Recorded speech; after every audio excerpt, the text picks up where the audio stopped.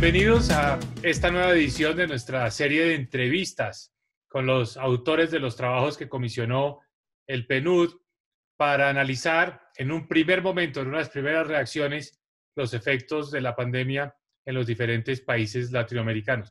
Y tengo el enorme gusto de introducir a esta conversación a Daniel Barraez. Daniel es el economista senior, precisamente de la oficina del PNUD, el Programa de Naciones Unidas para el Desarrollo, en Caracas, Venezuela. O sea, es la persona, digamos, que mejor puede hacer este documento porque está directamente en el terreno y conoce lo que se está haciendo y cómo ha sido, digamos, el efecto y el manejo de la pandemia en Venezuela.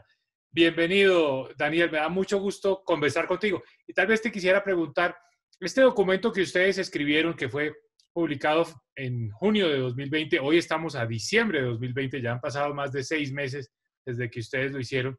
Y por cierto, yo leí una primera versión hacia los primeros días del mes de mayo, o sea, ya tiene un buen tiempo.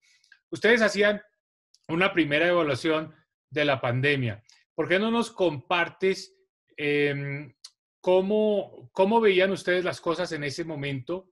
Las cifras en Venezuela eran todavía bajas, pero ¿qué radiografía hacen ustedes en ese primer momento, en esos primeros días después de que entra en escena el COVID-19? Y nuevamente bienvenido, me da mucho gusto conversar contigo.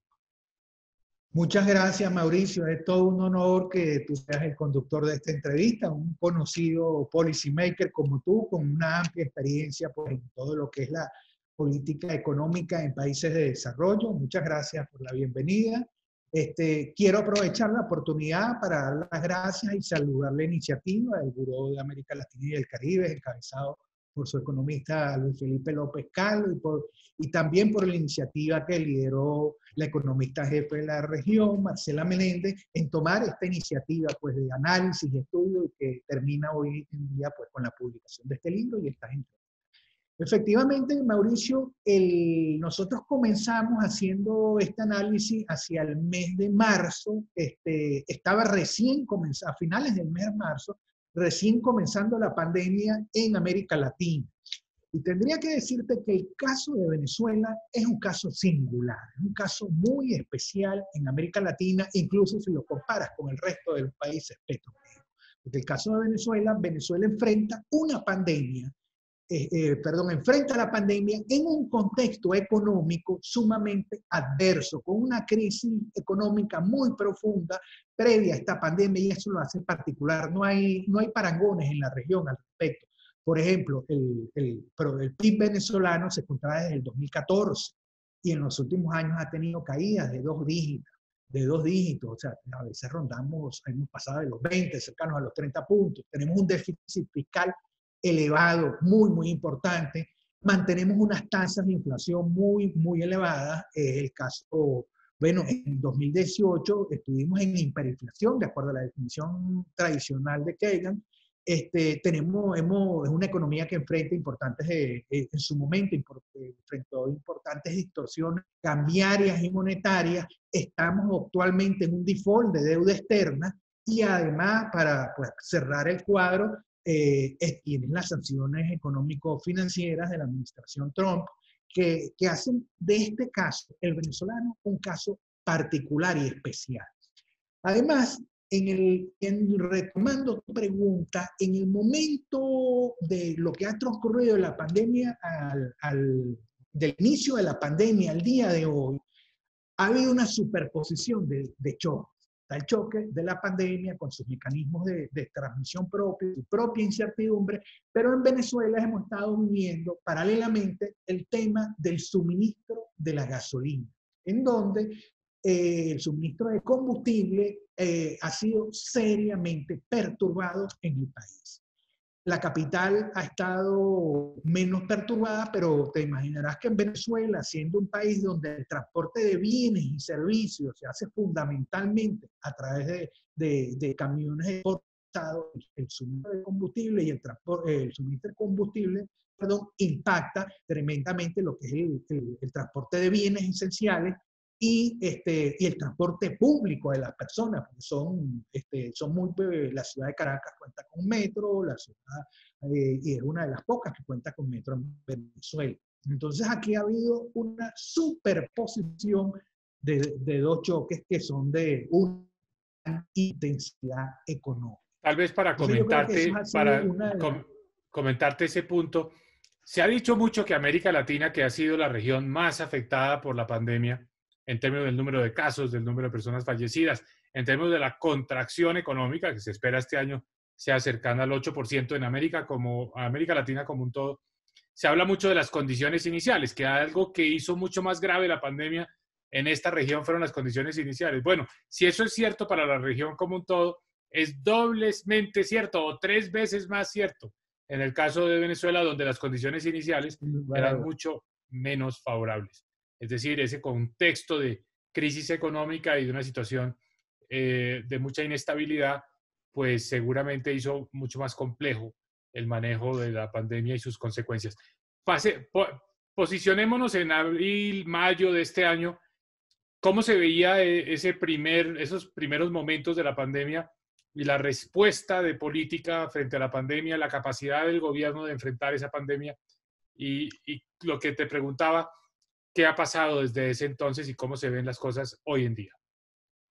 Bueno, sin lugar a duda, en ese momento se veía un fenómeno muy complejo porque, te digo, a lo que ya señalé, a la crisis anterior a la pandemia, una crisis profunda, una crisis que ya venía desde el 2014, se añadía el tema de la pandemia y el tema de la gasolina que emerge inmediatamente después. Ese contexto económico te ha condicionado la respuesta en términos de política económica.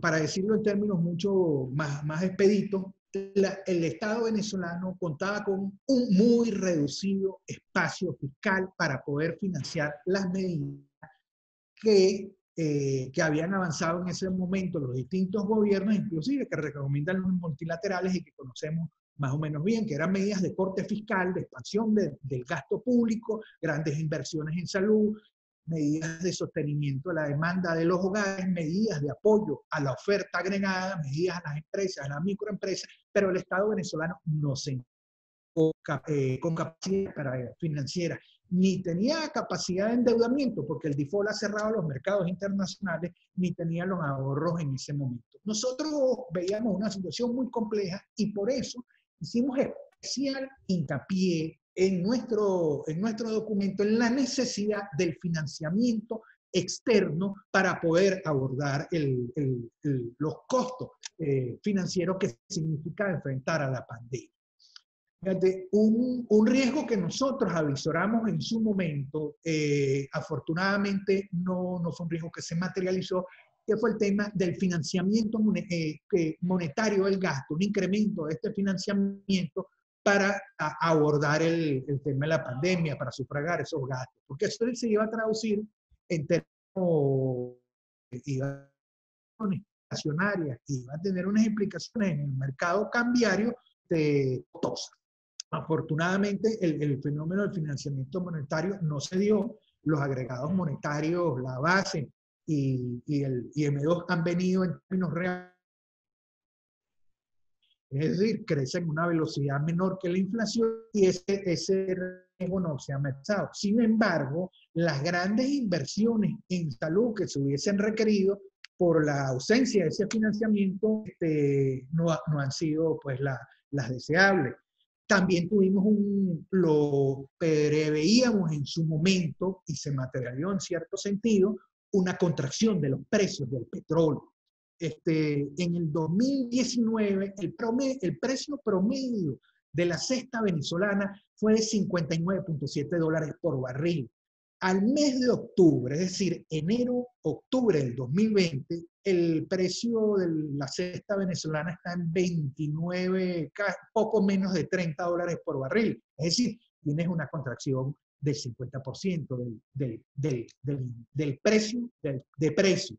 Y el tema de la contracción de la producción prosiguió. Cuando nosotros hicimos esos escenarios, unos escenarios a principio, ese primer trimestre del año, nosotros teníamos un escenario de unos 750.000, 700.000 barriles diarios de producción.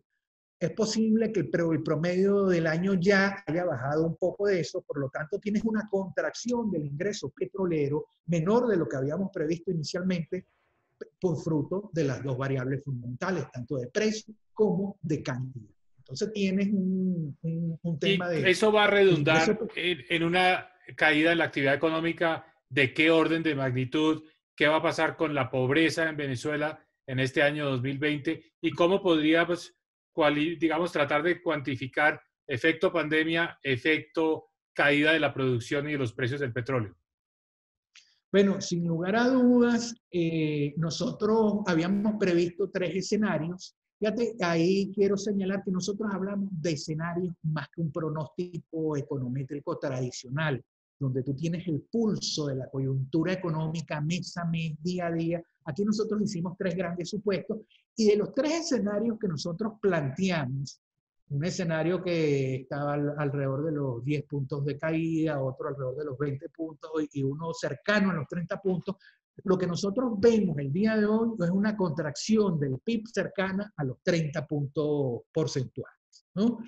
Nosotros estábamos estimando que la contracción del ingreso petrolero en Venezuela iba a ser del orden de 9 a 17 mil millones, creemos que va a estar más cercano a esos 17 mil millones, y la contracción del PIB, como te dije, alrededor de los casi 30 puntos, y nosotros logramos estimar, eso es por el lado exclusivamente petrolero.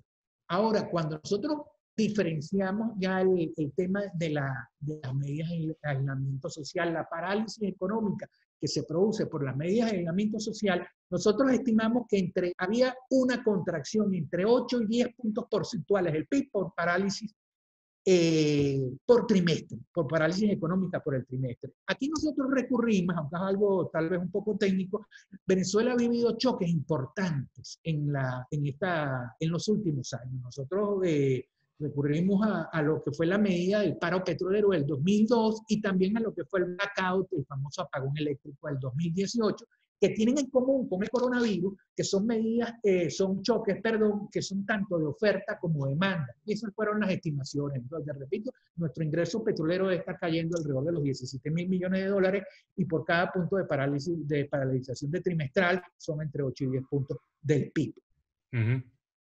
Entonces, en conclusión, estamos hablando de una caída del PIB venezolano en el 2020 del 30%.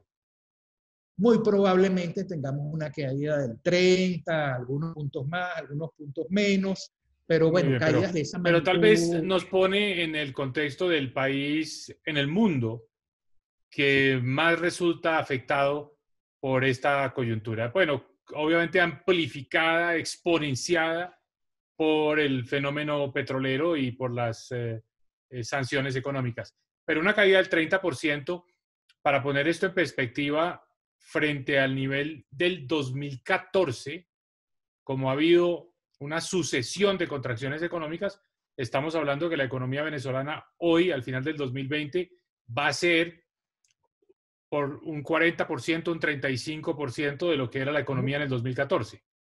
Eso es una buena pregunta, Mauricio, sin lugar a dudas. A finales de año, muy probablemente, ya para este año, la economía venezolana, el tamaño de su PIB en términos reales, es decir, la cantidad de bienes y servicios que se producen en el país con respecto al 2014 era la mitad. Ahora, era el 50%. Para finales de este año, nosotros la contracción, o sea, nosotros vamos a tener un PIB más o menos que era alrededor de un 40%, lo que era en el 2014.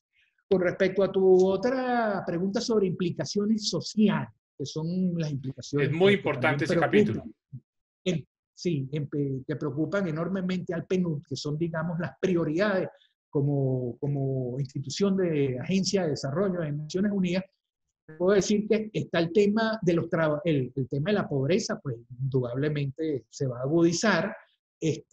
Tenemos en especial pobreza por ingresos, tenemos impactos que son también comunes a todos los países, los impactos que tenemos por la paralización, las grandes perturbaciones de la educación, tenemos el tema de los trabajadores informales, que va a ser los niveles de informalidad que no están protegidos por salarios ni por medidas adicionales que tiene por sistemas de protección, seguro social, de los trabajadores tradicionales, es un tema bastante importante.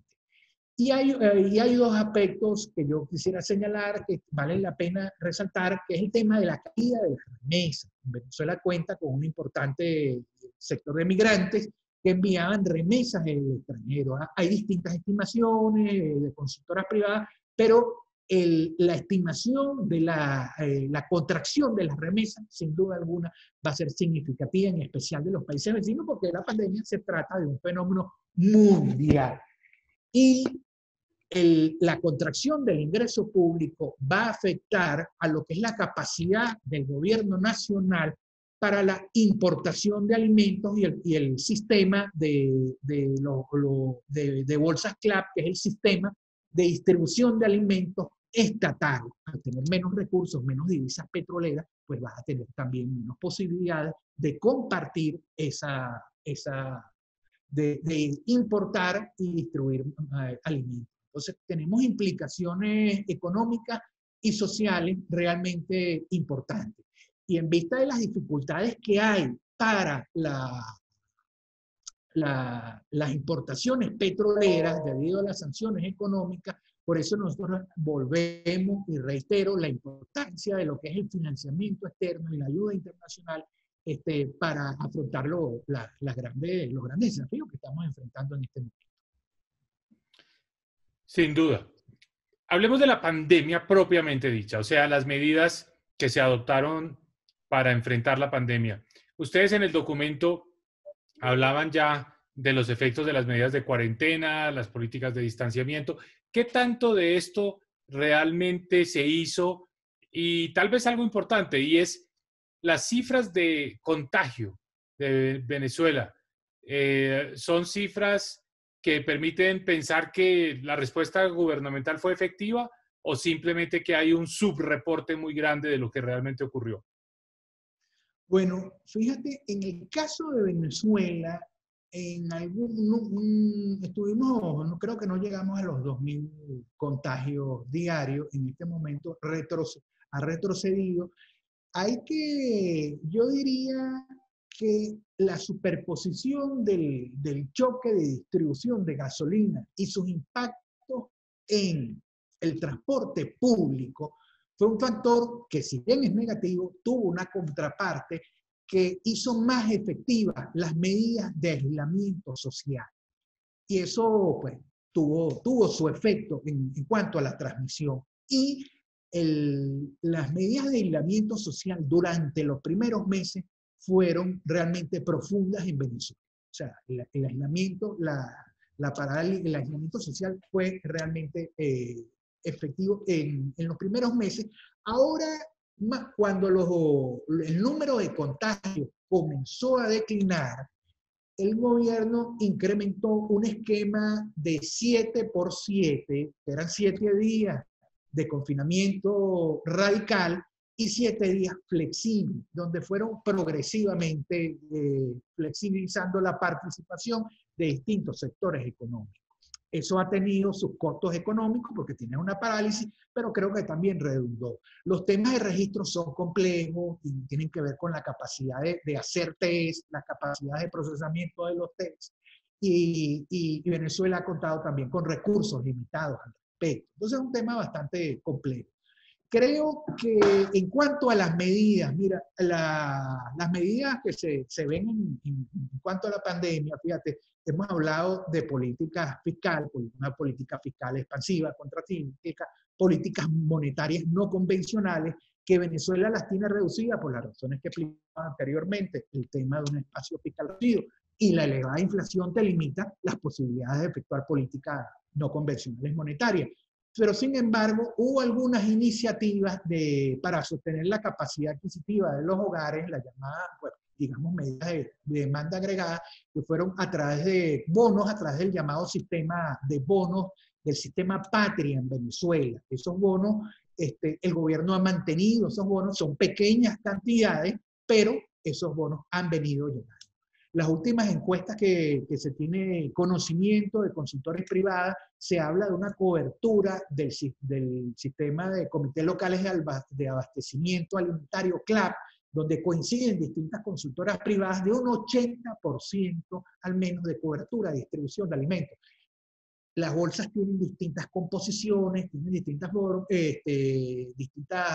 maneras de estimarla, pero tienen una cobertura importante. Pero sin embargo, bueno, el volumen probablemente de esas bolsas se haya, la cantidad de calorías se haya reducido por los costos que eso significa. El gobierno tomó algunas medidas también de apoyo a la demanda, apoyo a los hogares, como fue la supresión de alquileres durante los 6 primeros meses. Y la supresión también de corte de líneas de telecomunicaciones y de cobro de intereses del crédito bancario. Esas son medidas esencialmente de apoyo a la demanda. Ahí nosotros señalamos en su momento en ese paper que esas medidas tendrían que ser complementadas para resarcir a los privados. Por ejemplo, en el caso de los alquileres no necesariamente son un gran capitalista, dueño de un gran edificio, y alquilan. Hay muchas personas que compraron en su momento un segundo apartamento, lo alquilaron, se mudaron con sus hijos, y entonces eso también afecta a la demanda agregada por una caída de los ingresos de los hogares vistos de otro sentido. Entonces, esas medidas en el fondo, como se diría en términos económicos, es una transferencia de privado, de entre privados, y pueden afectar a la demanda agregada. También el tema de la suspensión de pago de intereses de los préstamos es una medida que nosotros señalamos que debería ser complementada porque el sistema financiero venezolano, por todas las condiciones que te he dicho, el contexto macroeconómico, es un sistema frágil, debilitado. Entonces, eso hay que tomarlo en cuenta. El metro de Caracas durante mucho tiempo fue gratuito para poder garantizar el desplazamiento, y hubo también otras medidas, planes de créditos especiales a las pymes. En esas no tenemos información de cuán efectivas han sido, pero en mi opinión, si nosotros vemos la pandemia, las grandes inversiones en salud por la ausencia del espacio fiscal no se han podido realizar.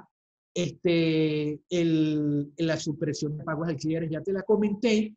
Y por otra parte, en Venezuela hay unos niveles de encaje legal sumamente elevados. El gobierno avanzó un poco en lo que es la reducción, sin embargo queda mucho por hacer, y esos niveles de encaje en el sistema financiero dejan lo que conduce a la desaparición del crédito bancario. Entonces deja la intermediación financiera prácticamente está muy no hay crédito, que en muchos países el crédito ha sido un canal a través del cual los hogares y las empresas pueden compensar o contrarrestar, mitigar un poco los efectos de la pandemia a través del endeudamiento. Entonces, ese canal se suspendió porque evidentemente en una economía en la que no se pueden cobrar intereses, pues los bancos no van a estar dispuestos a hacer préstamos.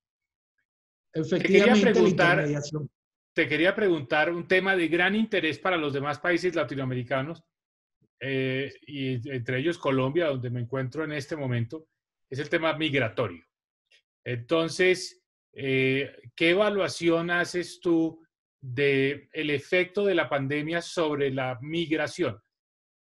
Pienso que, a juzgar por lo que ha pasado en Colombia, un grupo de venezolanos que también, viendo las circunstancias económicas colombianas y la dificultad de conseguir empleo, y especialmente la forma como se afectó el mercado informal, porque con las medidas de cuarentenas y de confinamientos, distanciamiento social, muchas de esas actividades de informalidad fueron las más afectadas.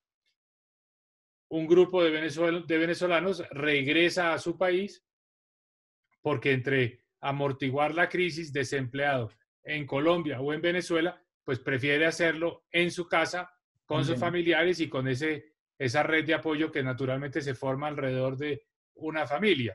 Pero una vez empiezan a mejorar las condiciones económicas en Colombia y en otros países de América Latina, seguramente el fenómeno migratorio vuelve a tomar fuerza y se va a ver un nuevo flujo en la dirección más bien de salida que de entrada.